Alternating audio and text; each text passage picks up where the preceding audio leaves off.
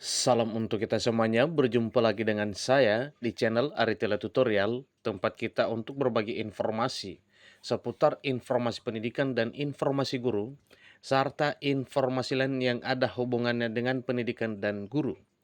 Pada pertemuan kali ini, saya menyapa Bapak Ibu honorer seluruhnya yang selalu setia melaksanakan tugas tanpa mengenal lelah. Saya yakin Bapak Ibu selalu dalam keadaan sehat walafiat. Pada pertemuan ini, saya ingin berbagi satu informasi penting yang merupakan info terbaru yang disampaikan oleh Menteri Pendangunan Aparatur Negara dan Reformasi Birokrasi kepada seluruh honorer guru, juga seluruh honorer tenaga kesehatan, dan seluruh honorer ASN, non-ASN lainnya. Nah, Bapak Ibu, Menpan RB menyampaikan bahwa kita sedang siapkan. Nah, tentunya apa yang disiapkan di sini Bapak Ibu yaitu opsi yang terbaik untuk penyelesaian persoalan honorer di tanah air saat ini. Nah, kira-kira apa ini Bapak Ibu? Satu hal yang perlu kita syukuri bahwa memang pemerintah langsung menyampaikan bahwa pengabdian Bapak Ibu honorer wajib dihargai. Kemudian, dedikasi yang sudah diabdikan oleh Bapak Ibu honorer selama ini itu juga akan dihargai. Nah, bagaimana dan apa yang dijanjikan oleh Menteri Pan RB kepada seluruh honorer di sini? Simak videonya sampai selesai, jangan ketinggalan informasi. Dan bagi Bapak Ibu yang sedang menonton, demikian dengan Bapak Ibu yang mungkin baru menemukan video melalui channel ini, dukung dengan cara like dan subscribe, share, dan komen, serta nyalakan tombol notifikasinya supaya semua informasi yang disalurkan melalui channel ini selalu update di layar Bapak Ibu. Tanpa basa-basi lagi langsung pada informasinya. Tenaga honorer di Indonesia memang benar-benar diakui sangat berperan penting dalam membantu berjalannya pemerintahan. Jadi mereka dalam hal ini adalah honorer, terdiri dari honorer guru, honorer tenaga kesehatan, dan honorer tenaga teknis, dan juga honorer lainnya, termasuk penyuluh dan jenis honorer lainnya. Nah, ini semuanya adalah Bapak Ibu honorer yang sudah mengabdi selama ini di negeri ini melalui instansi pemerintah baik pusat maupun daerah di tempat Bapak Ibu sebagai honorer bekerja. Jadi, satu hal yang perlu kita syukuri Bapak Ibu bahwa ada satu pengakuan pemerintah terhadap pengabdian Bapak Ibu honorer selama ini. Meski peran tenaga honorer penting, peraturan penghapusan tenaga honorer tidak dapat diabaikan begitu saja. Honorer guru, honorer tenaga kesehatan, honorer tenaga teknis, dan honorer non-ASN lainnya perlu bersiap-siap. Nah, bersiap dalam arti apakah Bapak Ibu? Simak terus informasinya, karena hal ini perlu kita ketahui kira-kira apa yang disampaikan ini bersiap dalam arti apa. Lewat peraturan pemerintah nomor 49 tahun 2018, tenaga honorer disebut-sebut akan mengalami penghapusan. Hal ini karena status kepegawaian di instansi pusat dan daerah pada 28 November 2023 hanya boleh ada pegawai negeri sipil dan pegawai pemerintah dan perjanjian kerja. Kemudian, tentang hal ini Bapak Ibu, jangan khawatir karena memang penghapusan yang dimaksud bukan penghapusan dirumahkan atau di PHK. Tetapi penghapusan yang dimaksud artinya seluruh honorer yang sudah mengabdi selama ini yang mungkin memenuhi syarat untuk bisa diangkat menjadi ASN, baik P3K maupun PNS, tentunya akan diangkat menjadi ASN. Sebaliknya juga bagi yang tidak memenuhi syarat, maka mungkin ada solusi lain untuk memberdayakannya oleh pemerintah.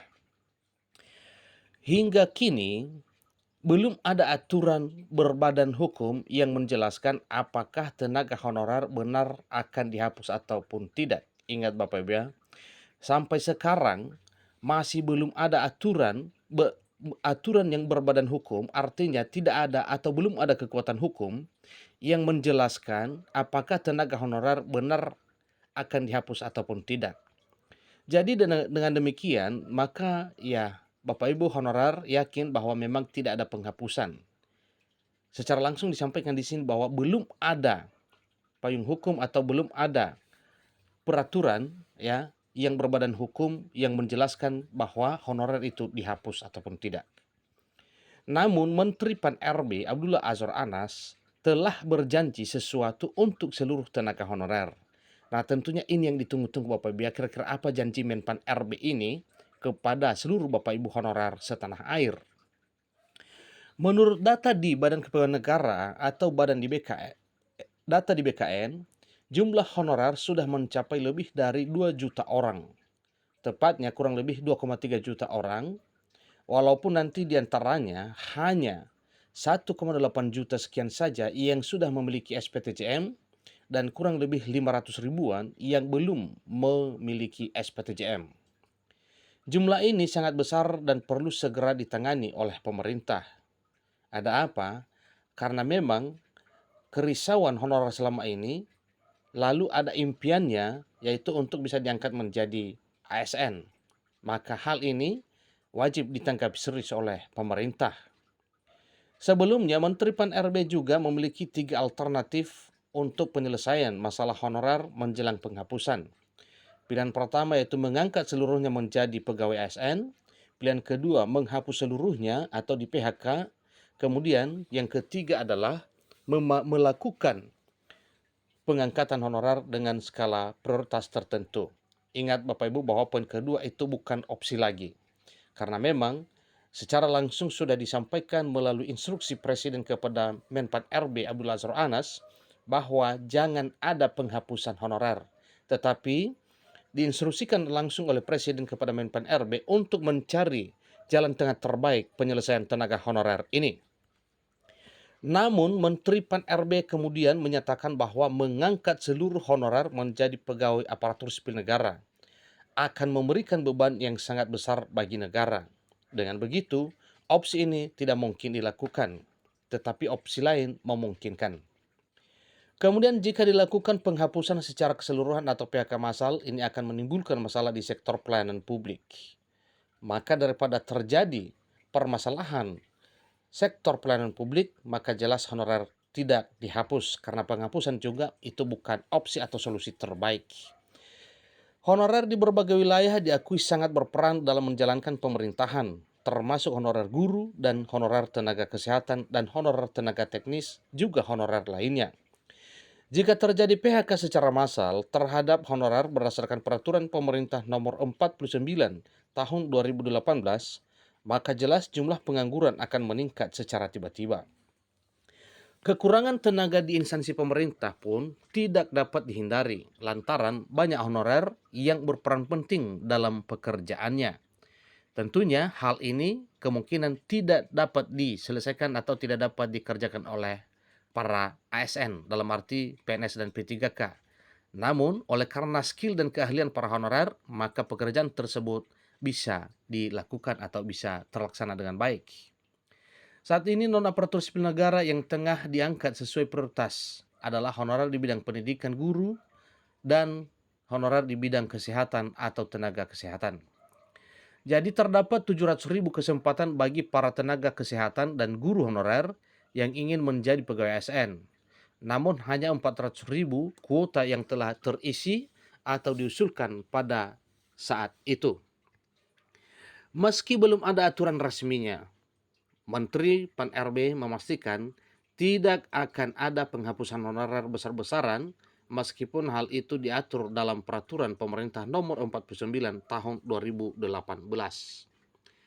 Pihaknya tengah menyiapkan solusi terbaik yang win-win solution bagi semua pihak. Meski honorer guru dan tenaga kesehatan sedang menjadi prioritas, honorer sektor lain pun tidak luput dari perhatian. Semuanya diperhatikan oleh pemerintah.